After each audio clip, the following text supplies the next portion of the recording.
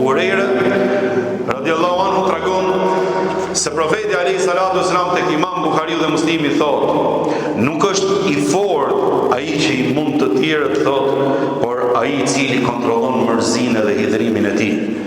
Ndërsa tregohet se Allahu xhaleshanu ka thënë, o i birë Ademit, më kujto thot kur zemrohesh, kur mërzitesh, e unë do të kujtoj kur hidhrohem, e nuk do të lej që të shkatrohesh me ata që shkatrohen.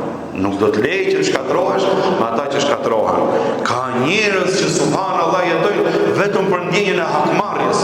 Ka njerëz që jetojnë vetëm për të bëu keq. Ka njerëz që mezi ta gjejnë rastin dikujt që t'i godasin tjerët.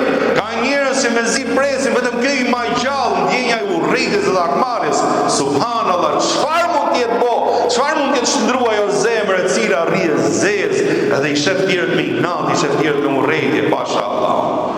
Mazjiti Ramazani që kemi kaluar neve, 29 ditë ishte ky vit Ramazan për hatër të Allahut. E namaznata, e dua, e lutje iftari, lutje syfyri, e kemi zbut zemrën dhe shpirtin. Si mundet zemra e besimtarit vazhdoj akoma me urrëtie? Falesh me një xhami me tjetrin, të shef gjithë urrëtie ose të bën kështu.